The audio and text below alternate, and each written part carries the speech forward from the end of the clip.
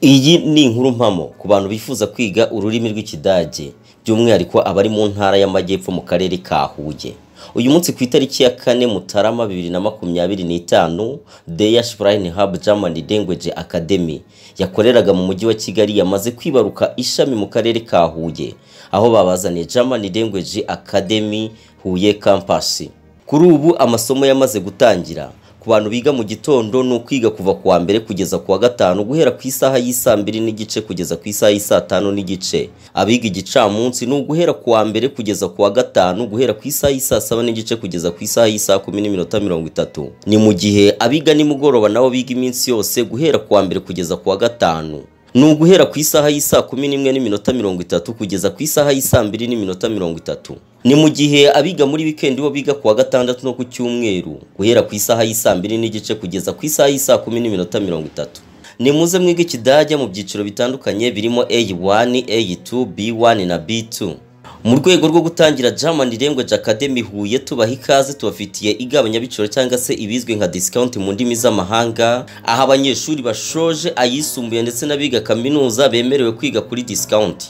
Ikaze wiyigira ururimi rw'Ikidage kuri make, vuba, neza kandi heza.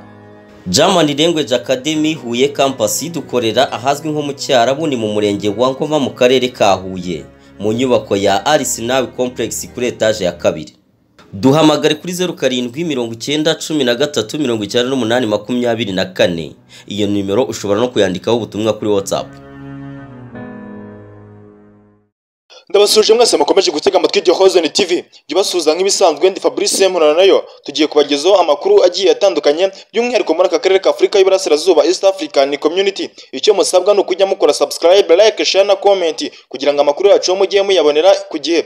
Ejo murabyibuka ko nababwiye ku nkuru ivuga kuri Perezida w'u Burundi Bwana Evariste Ndayishimiye yagiye mu gihugu cya Repubulika Iharanira Demokarasi ya Kongo agakorerayo uruzinduko ku buryo bw'ibanga ndetse akagirana ibiganiro na Evariste Ndayishimiye. Gusa nta abantu bari bazi icyo yaragiye gukorayo kuko bamwe barasesenguraga bagakeka ibyo bagiye gukorayo bitewe na situation bari basanzwe barimo y'intambara ndetse bose bari gutegura gutera igihugu cy'u Rwanda. Gusa icyari cyamujyanye kikaba cyamaze kujya hanze bavuga yuko Evariste Ndayishimiye yaragiye kwishyuza amafaranga Felix Antoine Tshisekedi Tshilombo abereyemo ingabo z'igihugu cy'u Burundi. Ubwo ingabo z'u Burundi zoherezwaga muri Repubulika Iharanira Demokarasi ya Kongo zikaba zarahembwaga amafaranga na Repubulika Iharanira Demokarasi ya Kongo zikabafasha kurwanya umutwe wa M23 bagafatanya n'ingabo za FARDC mu kurwanya umutwe wa M23. Gusa hari amakuru avuga yuko izi ngabo z'u Burundi amezi 5 yose zarwanye batigize babahemba, akaba ari cyo cyari kijyanye Evariste Ndayishimiye kwishyuza Perezida Felix Antoine Tshisekedi Tshilombo umwenda abereyemo abasirikare biwe b'u Burundi. Gusa wo bita Felix Antoine Tshisekedi Tshilombo ngo yanze kwishyura Evariste Ndayishimiye amafaranga amubereyemo. Gusa byase biba bibi bitabikurura umwuka mubi hagati y'igihugu cy'u Burundi ndetse na Repubulika Iharanira Demokarasi ya Kongo, dore ko batangiye kurebana amaso atari meza ndetse hari n'amakuru ari kugenda avuga yuko bashobora kuba bashwanye hagati ya Evariste Ndayishimiye ndetse na Felix Antoine Tshisekedi Tshilombo. Bakaba bari n'inshuti z'akadasohoka kuko bafashanyaga mu bikorwa bigiye bitandukanye by'umwihariko kurwanya umutwe wa M23, kubera ko hari ingabo nyinshi z'u Burundi zari zaragiye gufasha Repubulika Iharanira Demokarasi ya Kongo mu kurwanya umutwe wa M23. Gusa bari baragiranye amasezerano n'u Burundi ko bazajya bahemba abasirikare b'igihugu cy'u Burundi, akaba babereyemo amezi 5 yose bamaze barwana batarigize bahembwa. Ndetse Felix Antoine Tshisekedi Tshilombo akaba yanze kwishyura ingabo z'u Burundi, bikaba byatumye Evariste Ndayishimiye arakara bigatuma barebana amaso atari meza kandi nyamara bari inshuti z'akadasohoka. Bibiri kuba nyuma yuko Evariste Ndayishimiye akomeje kuba ikiraro gifasha Repubulika Iharanira Demokarasi ya Kongo mu kugezayo intwaro ziturutse muri South Africa, ndetse biravuga yuko ari n'abasirikare bitorizaga i Bujumbura bari kwitoriza i Bujumbura kugira ngo bazagabe igitero kuri M23 baturutse South Africa. Bikaba biri kubera mu gihugu cy'u Burundi kandi nyamara bamaze gushwana. Bivugwa yuko ngo bita Felix Antoine Tshisekedi Tshilombo naramuka atemeye ibi bintu akishyura ingabo z'u Burundi bizahita bituma ikibuga cy'indege cy'i Bujumbura abantu bose bacagaho bagiye mu gihugu cya Repubulika Demokarasi ya Kongo mu kubafasha kurwanya umutwe wa M23, igihugu cy'u Burundi cyita kibifunga ndetse n'abasirikare bariyo bagiye kwitorizayo bagahambirizwa. Ayo niyo makuru arimo aravugwa yo mu gihugu cy'u Burundi. Ibi biri kuba nyuma yuko kandi umutwe wa M23 uheruka gufunga umupaka uhuza Repubulika Iharanira Demokarasi ya Kongo ndetse n'igihugu cy'u Burundi, dore ko aka gace yamaze kukigarura M23, ikaba yahise ifunga uyu mupaka, bikaba byatumye i Burundi hahita habura igitoro, ndetse ubu ngubu bakaba bari mu nzara iteye ubwoba bitewe n'uko uyu mupaka umaze gufungwa. Muranabyibuka ko n'umupaka w'u Rwanda uhuza u Rwanda n'u Burundi, igihugu cy'u Burundi cyamaze kuwufunga. Muranabyibuka ko ubwo umutwe wa Red Tabara wateraga igihugu cy'u Burundi bakica abasirikare b'u Burundi, bahise bavuga yuko ngo bahise bafunga umupaka bashinza ko u Rwanda ko ruburi inyuma, ndetse bavuga yuko ngo u Rwanda rwari rwafashije uyu mutwe wa Red Tabara gutera igihugu cy'u Burundi, bityo ko ngo u Rwanda ari umwanzi mubi. Ibi nibyo Evariste Ndayishimiye yese yihutira kwita afunga umupaka uhuza u Rwanda ndetse n'igihugu cy'u Burundi, ndetse bikari n'amakuru yo kuvuga yuko Evariste Ndayishimiye ashobora kuba agiye kujya mu biganiro n'igihugu cy'u Rwanda kugira ngo babashe kuba bafungura uyu mupaka uhuza u Rwanda ndetse n'igihugu cy'u Burundi, dore ko imipaka myinshi ikomeje gufungwa, kuko umupaka wahuzaga igihugu cy'u Rwanda ndetse na Repubulika ya Demokarasi ya Kongo, igihugu cy'u Burundi ndetse na Repubulika ya Demokarasi ya Kongo wamaze gufungwa na M23, kandi bakaba bakoraga ibintu byinshi bigiye bitandukanye byavaga muri Repubulika ya Demokarasi ya Kongo ibijya mu gihugu cy'u Burundi, none bakaba hamaze gufungwa, bakaba bitakibona uburyo ki bijyayo, kandi nyamara n'ibyaturukaga mu Rwanda ntibikijyayo bitewe n'uko Evariste Ndayishimiye yamaze gufunga umupaka uhuza igihugu cy'u Rwanda ndetse n'igihugu cy'u Burundi. Mu yandi makuru, ingabo za South Africa zari zaragiye mu butumwa bwa Sami DRC, zimwe zikaba zamaze gutaha. Ibi bikaba byabereye muri Repubulika Iharanira Demokarasi ya Kongo. Hari abasirikare bamwe ba South Africa bari baragiye bafashwe n'umutwe wa M23, bari baremeye kumanika amaboko, bamwe bakaba barabuze uko bataha, ndetse igihugu cya South Africa kikaba cyaragiye gisaba igihugu cy'u Rwanda bakabaha inzira, bakaba babacyuye babakishije mu gihugu cy'u Rwanda, ndetse nta kamera n'imwe yari yemerewe kubakamera, ndetse n'amavideo amwe namwe yagiye agaragara yagiye abafotora mu buryo bw'ibanga ndetse no kwisha, kuko nta n'umunyamakuru wari wemerewe kuhagera aho bari barimo baraca.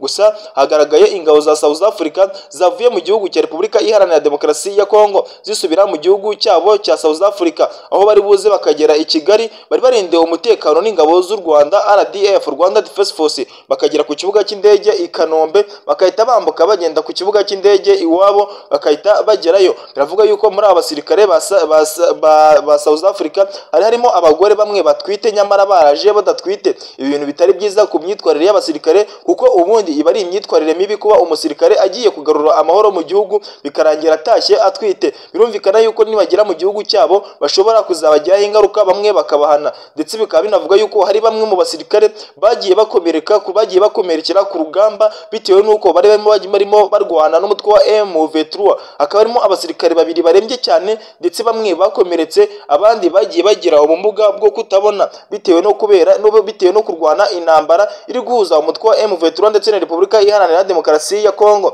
Izi ngabo zikaba zaragiye gufasha Repubulika ya Demokarasi ya Kongo mu kurwanya umutwe wa M23. Gusa ntago ari ingabo za South Africa zose zitashye, kuko hatashye ingabo zisa nkaho zari zifite ibibazo, ndetse na zimwe zari zarafashwe n'umutwe wa M23, zikaba zaciwe zinyujije mu Rwanda, zikahita zijya mu gihugu cyaho cya South Africa. Gusa South Africa yari yarabanje kwinangira ivuga yuko zitakisha ingabo zabo mu gihugu cy'u Rwanda. Ibintu bisa nkaho ari igisebo ku gihugu na South Africa, kuko kubona ingabo zabo zari zafashwe n'umutwe wa M23 zimwe zigafatwa ni ibintu bigaragara ko ari igisebo ku gisirikare cya South Africa, kuko ubundi igisirikare cya South Africa kiri mu bimwe mu bisirikare bikomeye hano muri Afurika, gikomeye, gifite n'intwaro zikomeye cyane. Ngayo rero makuru narimbazaniye kuri uyu munsi. Nge rero na Fabrice Murano mbibutse gukora subscribe, like, share na comment kuri The Horizon TV kugira ngo tujye tubana mu makuru ya buri munsi nzajya mbagezaho yizewe ijana ku ijana. Ndabashimiye mugira amahoro y'Imana. Ururimi rw'ikidage by'umwihariko abari mu ntara y'Amajyepfo mu karere ka Huye. Uyu munsi ku itariki ya 4 Mutarama 2025, Deya Shrine Hub German Language Academy yakoreraga mu mujyi wa Kigali yamaze kwibaruka ishami mu karere ka Huye, aho babazaniye German Language Academy Huye Campus. Kuri ubu amasomo yamaze gutangira ku bantu biga mu gitondo, no kwiga kuva kuwa mbere kugeza kuwa gatanu guhera ku isaha y'isa 2 n'igice kugeza ku isaha y'isa 5 n'igice. Abiga igicamunsi no guhera kuwa mbere kugeza kuwa gatanu guhera ku isaha y'isa 7 n'igice kugeza ku isaha y'isa 10:30. Ni mu gihe abiga nimugoroba nabo biga iminsi yose guhera kuwa mbere kugeza kuwa gatanu. Nuguhera ku isaha y'isa 11:30 kugeza ku isaha y'isa 2:30. Ni mu gihe abiga muri weekend bo biga kuwa gatandatu no ku cyumweru guhera ku isaha y'isa 2 n'igice kugeza ku isaha y'isa 10:30. Nimuze mwiga ikidage mu byiciro bitandukanye birimo A1, A2, B1 na B2. Mu rwego rwo gutangira German Language Academy Huye tubaha ikaze, tubafitiye igabanyabiciro cyangwa se ibizwe nka discount mu ndimi z'amahanga, aho abanyeshuri bashoje ayisumbuye ndetse n'abiga kaminuza bemerewe kwiga kuri discount. Ikaze wiyigira ururimi rw'ikidage kuri make, vuba, neza kandi heza. German Language Academy Huye campus dukorera ahazwi nko mu Cyarabu, ni mu murenge wa Ngoma mu karere ka Huye, mu nyubako ya Arisinawi Complex kuri etage ya 2. Duhamagare kuri 0790139824. Iyo nimero ushobora no kuyandikaho ubutumwa kuri WhatsApp.